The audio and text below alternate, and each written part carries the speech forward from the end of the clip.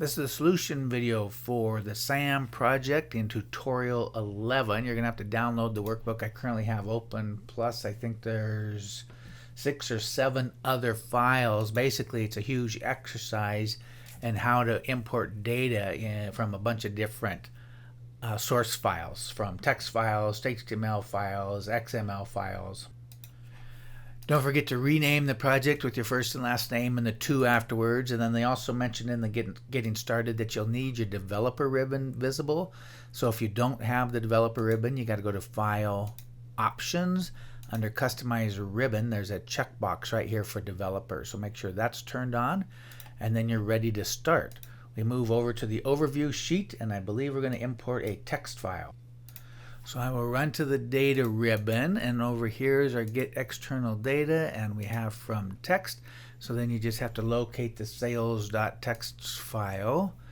Here's mine, and this is a delimited file, meaning it has some kind of character that indicates the difference between all of the columns.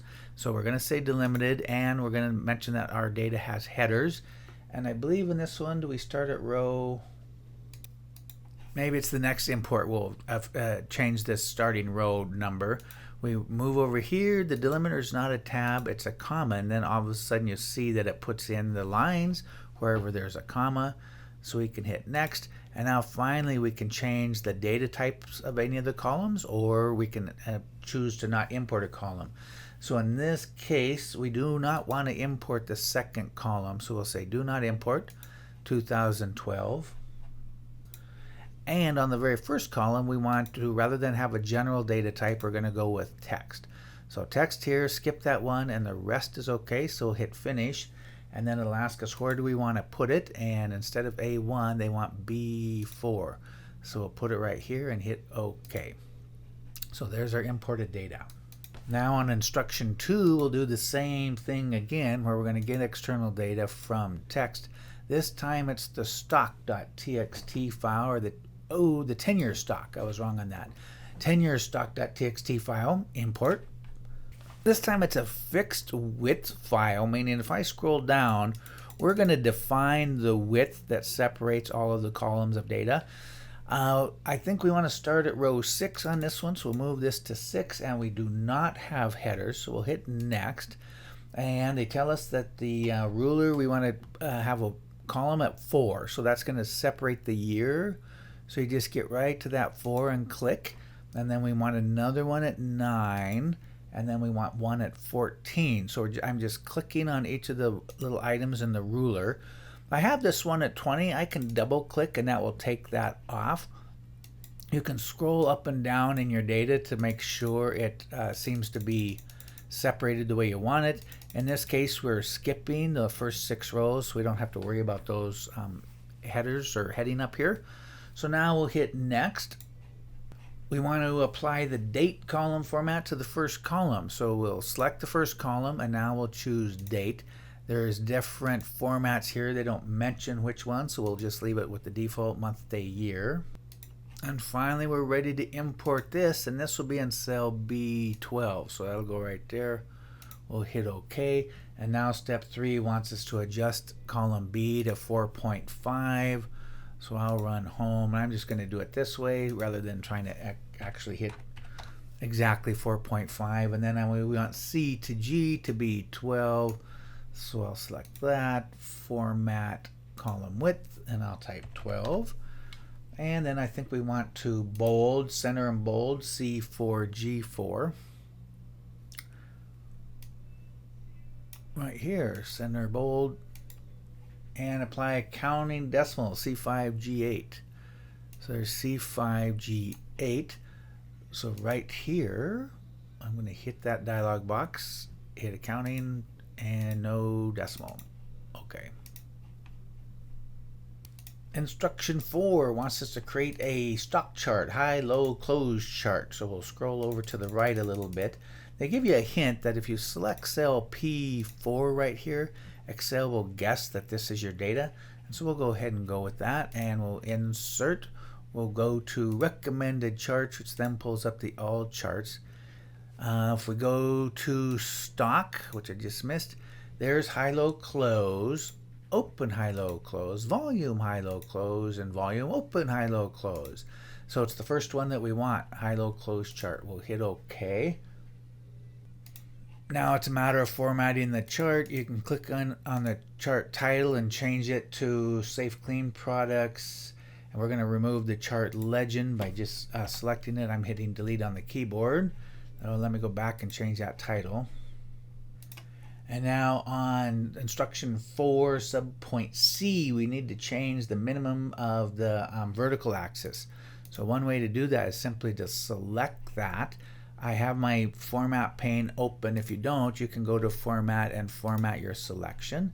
And then you want to click on that icon, and the minimum needs to be 35, and the major units are going to be by 5. Subpoint E wants us to put, D and E wants us to add axis titles. So if you select on the chart, click here, axis titles. And then of course, if you go over to this arrow, both primary, horizontal, and vertical are selected. So now you just need to click in those two boxes and type date and stock prices. And finally, resize and reposition F10 to O29. So I'll grab it, move over. So make sure you stay within inside those ranges, or the grader project will mark it wrong. So there's 29, and now over to O. So that should do it. Instruction 5, we're going to select cell. I'm trying to close this. Select cell P5. Should be right here. And now under data, we have a connections, and we're going to mess with the external data ranges. So this is our 10-year stock. We'll go to the properties of that. And actually, it looks like I have the wrong one selected. They want just the stock one. So I'll hit cancel on that. And then right here, we'll grab this one and go to the properties. And now they want us to rename that. By the way, I'll show you another way to do that. And that is any place you select in the data. If you right click on your data, there is a data range properties. And we immediately jump into that same window. So I'll rename this. And then we want to refresh control down here. We want to prompt for a file name on refresh. And modify the date formatting and layout properties to adjust column width. So that's right here. That's already selected the preserved cell, so we'll leave that alone and we'll hit OK. Now we move on to instruction 6, where we go to this earnings worksheet, and we're going to import data from an Access database. And there's two ways to do it. If all you want to do is suck in complete tables, you can right here go from Access. But in this one, we want to actually open the query window and do some filtering and sorting and selecting what columns we want. So we're going to go from other sources, and we'll say from Microsoft Query. Now we get this dialog box asking, well, what is the source of our data? Well, it's an Access database, so we're going to choose that and hit OK. And then it's going to ask, well, where is your Access database? And it has this kind of strange window where you have to change your drives right here and then go find your file.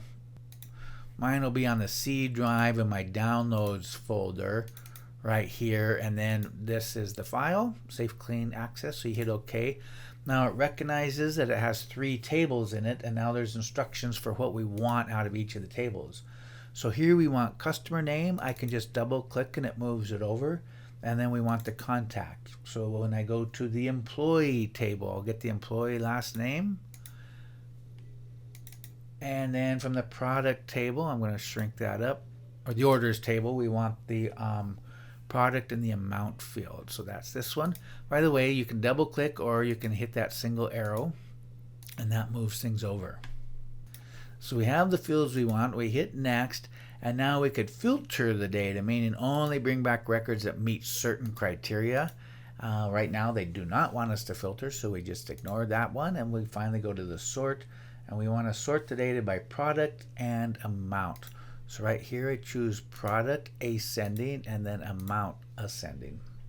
So we'll hit next, and now we're going to return to the data to the Excel table in cell B4. So here we go. We'll hit finish, and where does it go? It's a table, and we're going to put it in B4. So we hit OK. Now we can rename the table. So by just selecting anywhere in the data, I have a table ribbon, I go to design, and we're going to name it FY18 to Q1 earnings. So right up here, I'll select that, delete everything that's there, and then I'm just going to copy and paste that name in. And hit enter. Okay. Finally, column F, accounting format. So I just select that. Again, I'm going to the home ribbon, hit the dialog box launcher, bink, accounting 0, undo, hit OK, and we should be good. Step 7 wants us to change the properties on this connection. So I just click anywhere in my table. Oh, I was going to say right click. I'm not seeing it, so we'll try it the other way. Actually, I did find it. So right click, it's under table. Here's your external data range properties. So they want us to change the name of the connection. Oh, here we go. Now change the name of the connection. They also want us to add a description, which I just copy and pasted from the instructions. And then finally, subpoint D is they want to uncheck everything under the last refresh here in the usage ribbon. So we can hit OK on that. And now we're on instruction. I'll hit OK here. We're on instruction 8. We're going to make a copy of this. So I'm click and then hold down the control key and just drag it right next to it. And now we have to rename this sheet to fiscal year 18 commissions. We're going to update cell A1 so that instead of saying earnings, it will also say commissions up here. So just get rid of the word earnings and COMMI-IONS.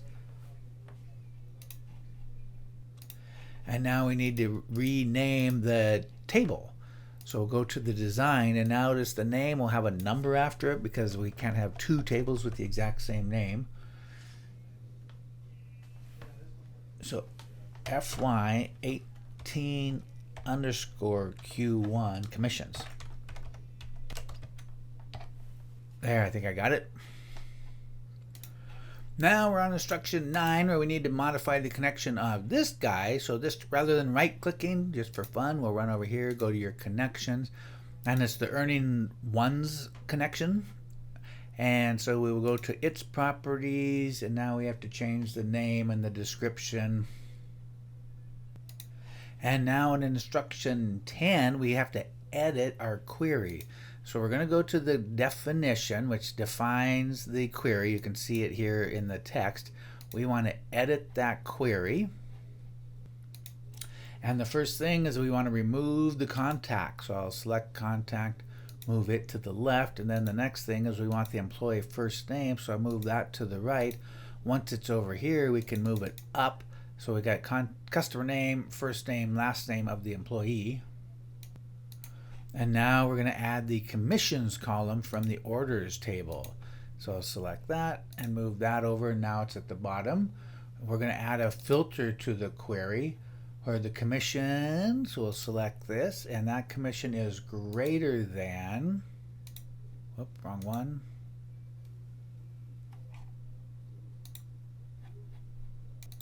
$12.50. So we'll put the $12.50, and then we're going to change the sort order to be the commissions in ascending order. So we'll put this at none. So you just choose the blank, and then you put this one on commission and ascending order. We'll return the data to Microsoft Excel. So at this point, we'll just hit finish. We'll hit OK on this, and we'll close this. And now you can see our commission column has been added to this. And then they want us to change the E5, this to accounting with 0 decimals, which it already looks like it is. And I'll hold down the control key, and that needs to be accounting with 0. I'll go to our dialog box launcher, and we'll just confirm it's accounting 0 on both. It is. We're okay there. On to instruction 11. We're over on the orders sheet. And now we're going to create a pivot table from information sitting in an Access database. So I will go to data, but this time, rather than from Microsoft Query, we're going to go straight from Access. Again, we have to find the same database. hit open. And now it's just going to show us the tables. We want to select all 3 tables. So we're going to enable that, grab all 3 of them, and hit OK. And now we're doing a pivot table report, and we're going to put it in B4, which is where I had selected before we started this whole thing. And we'll hit OK, and then we'll have the familiar pivot table interface. And now we want the employee last name to the column area. So grab that and just drag it down to column. We want the product from the orders table to the row area. And then we want the customer name. So I'll scroll up. Also in the row area. So there we have the products and then the customers who purchased them. And now finally for our values, we want the quantity, which would be in the orders table, and we're going to sum the quantity of the products for each customer. So now instruction G through J is basically just doing some formatting of the column width to 33 and adding titles in B4, 5, and C4. So if you do all the formatting, it should look like this with those titles in those cells. And this looks like figure 6. Now we're moving on to instruction 12. We're going to import data from a web page. Now in this case, they have you download the web page. The easiest thing to probably do for this is to just go to that HTML file and double click on it, and it will open up in a browser. So I'll show you right here is the browser. And because it's a local file, you can grab that path, control copy, and then when we go to query in Excel, we're just going to paste that information in to go get the web page. So open it from your hard drive in a browser, grab that address, copy it, and now I'm going to close this out. Let's run to here. We're going to go to data, get external data, but this time it's from a web right here. So we choose that, and then in this address it goes, okay, well, where's the file? Normally you would type, www.whatever, yahoo.com or wherever the data is you want to import.